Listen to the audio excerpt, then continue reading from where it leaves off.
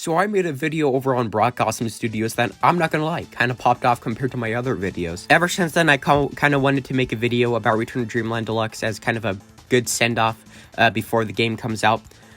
So, I wanted to categorize my final thoughts and wishes for the game, alongside summarizing what we already know about the game, which is kind of what I did in the original video. So if you don't want to see that, then skip to this timestamp for my final thoughts and wishes. I'll summarize what we already know about the game and what we've seen about it already. So let's begin. Let's begin with changes. That's what it says in the script. I don't exactly know how I categorized all of this in the script, but I'm assuming what I meant by changes is changes from the original game. Anyways, new abilities including Sand and Mecha are included in the game. Both seem extraordinarily fun with mostly new and unique attacks. Mecha looks like it would dominate in terms of both normal gameplay and the arenas, and Sand looks like a fun ability overall that has hints of moves from other abilities. Not to mention, Return to Dreamland Deluxe is the first Kirby remake to introduce new abilities.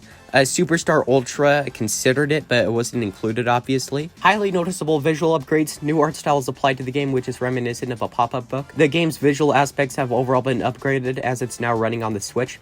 Compared to the Wii. Environments and backgrounds get revamped completely, best examples being Nutty Noon, Cookie Country, and especially White Wafers. Wow, look at that.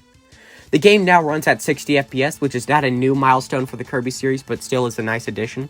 Other visual additions are also apparent. This includes a major design change for DDD, every character and item having an outline attached to them, design changes for other characters to match their Forgotten Land appearances, new super ability transitions, new poses for characters when entering a gold door, which was not included in the original game, and enemies now splatter against the screen after getting hit by a super ability. Gameplay changes from the original include every instance of motion controls being replaced by similar methods like button pressing.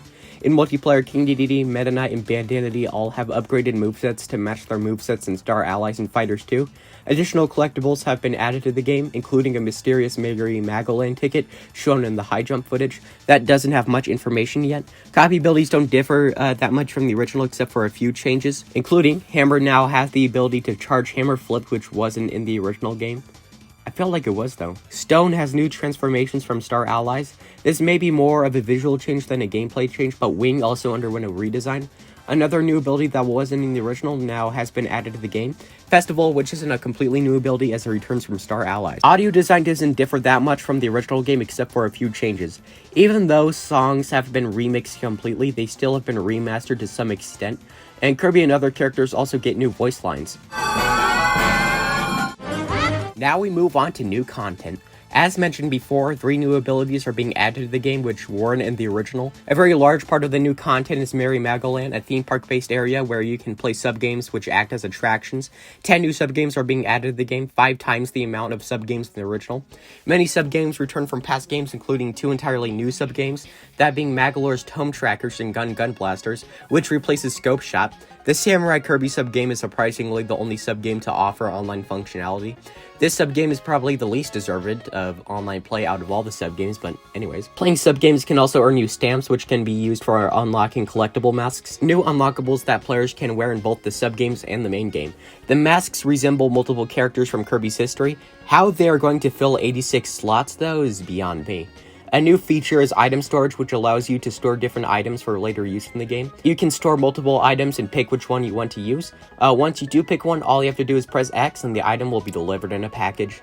Copy ability rooms return from the original game, which now includes new rooms for both Sand and Mecha. Now we move on to stuff that isn't completely rehashed. What this game is doing right. Instead of being a straight-up port, this game appears to be a full-on remaster. The new art style the game has gives it a new identity and sets it apart from the original game. Having new abilities was a great idea and amplifies the overall playing experience. It helps make the game feel less like you're playing through the same game again if you play through the original. Small visual upgrades like super ability transformations and giving characters new gold door poses are niche but incredibly charming. Including Mary Magoland gives the game a neat hub world and a comfortable place to store extra content. Porting over Return to Dreamland in general is a great idea because it offers offers people to relive a great experience and introduces new fans to what 2D Kirby games are like. Return to Dreamland being a great example of an excellent 2D Kirby game, and remastering one of the best Kirby games is just another great gift for Kirby's 30th anniversary, on top of a music festival, the first completely 3D mainline Kirby game, and a fun and original spin-off. Even though it might not be as grand of a remake as Superstar Ultra from what we've seen already, it is easily on par with a remake like Nightmare in Dreamland. They share similarities in the form of new visual sub-games and remastered music. And most importantly, the best thing about Return to Dreamland Deluxe is the fact that Water Galbo returns. My favorite Kirby enemy. He has not appeared in a single game in over 10 years. Now we move on to the nasty stuff. What this game should have done / critiques. This game is incredibly suited for online functionality, both in the main game and all the sub-games. Hell, 3D World having online play is far more unconventional than Return to Dreamland Deluxe not having it. So why didn't they include at least some sort of online play beyond Samurai Kirby 100, which looks fine but forgettable and boring after like 5 minutes? Unused or scrapped content like new super abilities could have been a fun addition, like Super Cutter or Super Spark. A side mode being able to play through the game as Magolor should have been added, and the blueprints for that idea are already there. Being able to store balloon bombs or cracklers defeats the purpose of why they're in the game in the first place, and can easily be used to spam defeat bosses. Wait, why is this a problem again? And now, we move on to final thoughts. Overall, Return to Dreamland Deluxe is looking to be a spectacular remake of an already spectacular game, and the critiques we've seen already come more so from what the game could have done as opposed to what it's already offering, except for DDD's new design and outline controversy, but shut up.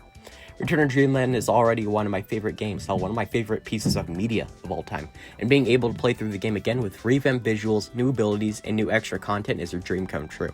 And also, it'll be really funny to see how they convert Magolor's soul into the cutesy pop-up art style that they're going for. And also, one more thing that I'd like to touch upon. It'd be pretty interesting to see what they do with Galactonite in this game, because Galactonite showed up in the True Arena in Return to Dreamland. And since Return to Dreamland, Galactonite's continuity and lore has kind of shifted. So it'll be pretty interesting to see if they replace Galactonite with Morpho Knight or something, or if they just keep Galactonite. Galactonite hasn't had like a full-fledged boss fight in a mainline Kirby game since Planet Robobot, so if he does return with like a full-fledged moveset, that would be pretty cool. But I guess it just really depends on how faithful Return to Dreamland Deluxe wants to be to the original game.